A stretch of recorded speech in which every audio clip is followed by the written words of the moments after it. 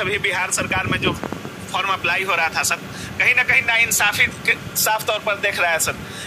45 दिन का समय देना होता है सर, लेकिन 5-7 दिन भी उनको तैयारी के लिए अच्छा से 10 दिन का भी मौका नहीं मिला है सर। तो इसको कैसे देख रहे हैं सर, और आज क्या कुछ हुआ है सर? अब ये जो एग्जामिनेशन में इन लोगों को, विद्यार्थी लोगों को मौका नहीं दिया गया, इसके चलते बहुत सारे स्टूडेंट्स जो हैं, विद्यार्थी अपने एग्जामिनेशन से वंचित हो गए हैं। और ये STET परीक्षा जो है, ये पात्रता परीक्षा है, जिसके पास करने के बाद, सक्सेसफुल होने के बाद ही उनको टीचर के रूप में नौकरी मिलेगी और एम्प्लॉयमेंट मिलेगा। इसका मतलब कि ये हम इनको मौका नहीं देके इनको नियुक्ति से वंचित करने का ये प्रयास है। और जो भी एग्जामिनेशन कंडक्ट किया जा रहा है, एरर बिना सुधारे हुए, यह गलत एक्शन है। और इसी एक्शन से एग्रीव्ड होकर रीट फाइल करने के लिए विद्यार्थी लोग आज जुटे थे, और उनके लिए हमने एक रीट याचिका तैयार कर दिया है। और अब इसकी सुनवाई जितना जल्दी हो जाए, हम लोग चाहेंगे कि इन विद्यार्थियों को न्याय मिले।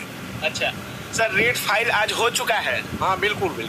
अच्छा सर, जिस तरह से छात्र परेशान है और काफी जल्दी वैकेंसी मतलब फॉर्म अप्लाई कराया गया, और लगभग 30 तक मौका था सुधार का या कुछ भी, 30 तक फॉर्म ही अप्लाई कर रहे थे और 4 तारीख से एग्जाम ही लगभग चालू हो गया सर। तो ऐसे में तैयारी का भी समय नहीं मिला है सर। एक होता है कि सुप्रीम कोर्ट का एक ये है कि 45 दिन का समय, किसी भी अब फॉर्म अप्लाई के बाद 45 दिन का समय देना होता है।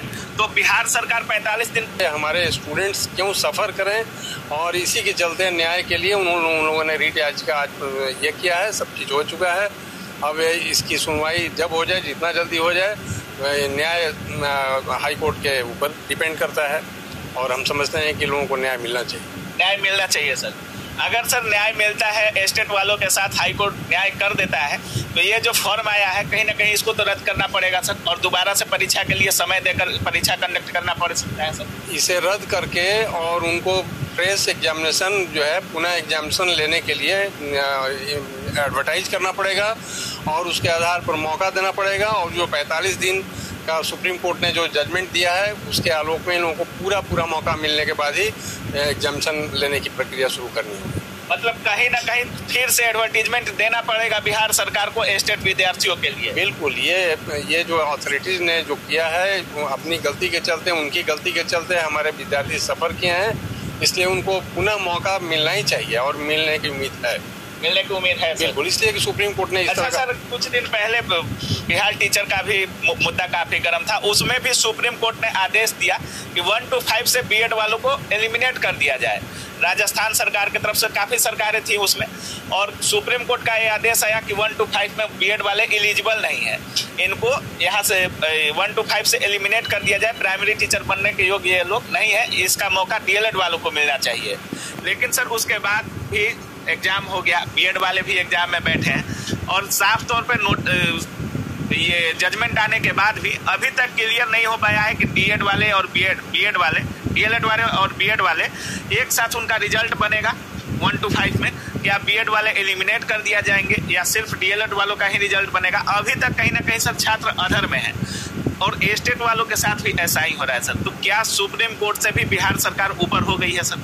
नहीं, अब उस पर हमारा कमेंट करना ठीक नहीं है, इसलिए कि जब चैलेंज किया गया तो ये ऑनरेबल हाई कोर्ट के ऊपर डिपेंड करता है। हियरिंग करने के बाद जो भी जजमेंट होगा, उस जजमेंट के हिसाब से अथॉरिटीज को इम्प्लीमेंट करना पड़ेगा, और जो भी आदेश निर्देश हाई कोर्ट देगी, उसी हिसाब से बोर्ड को फिर से अपना कार्रवाई करनी पड़ेगी। सर, छात्रों के द्वारा क्या क्या मुख्य त्रुटियां बताई गई हैं स्टेट के जो फॉर्म आया है उसमें? अभी जो हम लोगों ने डिस्कस किया कि उन लोगों को कोई मौका नहीं दिया गया, 1 दिन 2 दिन सुधार का, जो फॉर्म और डॉक्यूमेंट्स में जो गड़बड़ियां थी उसके लिए सुधार का जो था एडिक्वेट अपॉर्चुनिटी दिया नहीं गया है, और 1 ही 2 दिन के बाद उन लोगों को ये आज से परीक्षा स्टार्ट कर दी गई है, शुरू कर दी है, जिससे कि उन लोगों को बहुत सारे विद्यार्थी वंचित हो गए, एग्जामिनेशन नहीं दे सके हैं।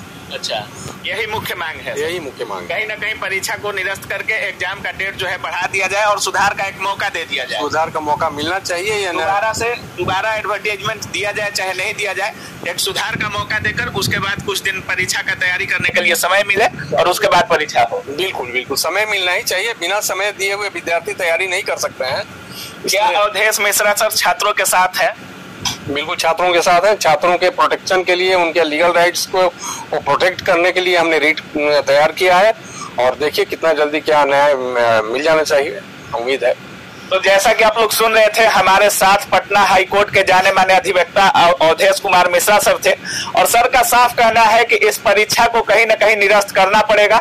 हाई कोर्ट का न्याय यही हो सकता है कि इस परीक्षा को निरस्त करे, भले ही एडवर्टीजमेंट दोबारा दिया जाए या नहीं दिया जाए, कहीं न कहीं एक सुधार का मौका दिया जाए। जिनका विषय गलत भरा गया है, जिनके माता पिता के नाम में एरर हो गया है, कुछ एरर हो गया है, कहीं न कहीं 5 दिन का भी 2 दिन का भी सुधार का मौका दिया जाए कि वो अपना सुधार कर सके और उसके बाद कुछ ना कुछ लगभग 1 से जो 45 दिन का समय है, 45 दिन या 2 महीना टाइम दे दिया जाए ताकि छात्र अपना तैयारी कर सके। उसके बाद परीक्षा को सुचारू ढंग से लिया जाए। बाकी आप क्या कुछ सोच रहे हैं इस वीडियो के बारे में? अगर आप भी एस्टेट विद्यार्थी हैं तो आप एस्टेट के बारे में क्या सोच रहे हैं अपनी राय कमेंट सेक्शन